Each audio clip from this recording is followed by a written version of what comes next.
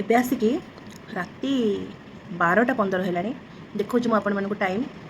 ଆଉ ମୋର ଘରର ଅବସ୍ଥା ଦେଖିଲେ ଆପଣମାନଙ୍କୁ ବି ଖରାପ ଲାଗିବ, ଆଉ ମୋତେ ତାଠୁ ବେଶୀ ଖରାପ ଲାଗୁଛି କି ମୁଁ ଦେଖାଉଛି ଏସବୁ। ଆଉ ମୁଁ କ'ଣ ଖାଉଛି ବି ଆପଣମାନଙ୍କୁ ଦେଖାଉଛି। ମାନେ it's not healthy fast of all. ଆଉ 12ଟା 15 ରାତିରେ ମ୍ୟାଗି କେଉଁମାନେ ଖାଉଛନ୍ତି ମୋତେ କମେଣ୍ଟ କରି ଜଣାନ୍ତୁ, ଯେଉଁଟାକି ଦେହ ପାଇଁ ବହୁତ ଖରାପ ମୁଁ ଜାଣିଛି। ଆଉ ମୁଁ ତାକୁ ଖାଉଛି ବି, କାହିଁକି ନା ପଣ୍ଡା ବାବୁ ନାହାନ୍ତି, ବରଗଡ଼ ଯାଇଛନ୍ତି। ତ ମୋତେ ବହୁତ ବୋର୍ ଲାଗିଲା ଆଉ ମୁଁ କିଛି ଖାଇନଥିଲି। ଇଭିନିଂରେ ଚା ପିଇଥିଲି।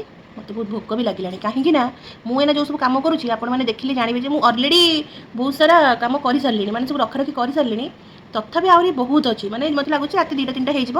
ଆଉ ସେ କାଲି ମର୍ଣ୍ଣିଂ 6ଟାରେ ଆସି ପହଞ୍ଚିବେ। ସେ ଅଲରେଡ଼ି ବରଗଡ଼ରୁ ବାହାରି ଗଲେଣି। ତ ମୋତେ ଲାଗୁଛି ବୋଧେ ସେ ଆସିବେ ଯେ ମୋ କାମଟା ଚାଲିଥିବ। ମୁଁ ଦେଖୁଛି ଆପଣମାନଙ୍କୁ, ୱେଟ୍। ମାନେ ଦେଖନ୍ତୁ ସବୁ କେମିତି ପଡ଼ିଛି ଡ୍ରେସ୍। ଇଏ ବି ପଡ଼ିଛି, ଇଏ ଖୋଲା ପଡ଼ିଛି ଗଡ୍ରେଜ୍। ଆଉ ଏ ସବୁ କେମିତି ପଡ଼ିଛି ଏଠି ସବୁ, ଏ ସବୁ ଯେତିକି ପଡ଼ିଛି ଏ ସବୁ ଆଇରନ୍ ହେବ। ଆଣ୍ଡ ଏଇଠି ସବୁ କେମିତି ପଡ଼ିଛି। ଫାଷ୍ଟ ମୁଁ ଖାଇଦିଏ, ତାପରେ ହିଁ ମୁଁ ସଜାସଜି କରି ରଖିବି। କିନ୍ତୁ ଫାଷ୍ଟ ମୁଁ ଖାଇଦିଏ। ଆଉ ଏମିତି ନା ମୁଁ ବହୁତ ଦିନ ପରେ ଆଜି ମ୍ୟାଗି ଖାଉଛି। ଆଉ ଏମିତି କିଛି କିଛି ଦିନ ଡିଷ୍ଟାନ୍ସରେ ବୋଧେ ଏଇଟା ଖାଇଲେ ଟେଷ୍ଟି ଲାଗେ। କିଛି ପନିଆ ଧିଅରେ ନର୍ମାଲ ପିଆଜ, ତେଲ ବି ବହୁତ କମ୍।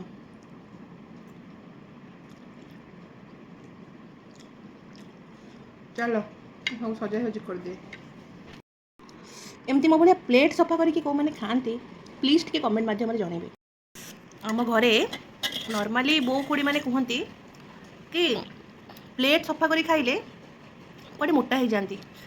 ବେଶୀ ବି ମୁଁ ବି ଟିକେ ହେଲ୍ଦି ଅଛି, ଟିକେ ନାହିଁ ମୁଁ ହେଲ୍ଦି ଅଛି।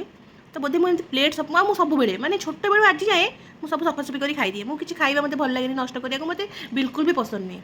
ଆଉ ବୋଧେ ମୁଁ ସେଇଥିପାଇଁ ମୋଟା ହେଇଯାଉଛି। କିନ୍ତୁ ଆଉ ଗୋଟେ ଜିନିଷ ମୁଁ ଜାଣିଛି କି ପ୍ଲେଟ୍ ସଫା କରି ଖାଇଲେ ଘରକୁ ଲକ୍ଷ୍ମୀ ଆସନ୍ତି। ଆଇ ମିନ୍ ଲକ୍ଷ୍ମୀ ରୁହନ୍ତି ଘରେ। କେଉଁଟା ଠିକ୍ ଆପଣମାନଙ୍କୁ ମୋତେ ଜଣାଇବେ କମେଣ୍ଟ ମାଧ୍ୟମରେ।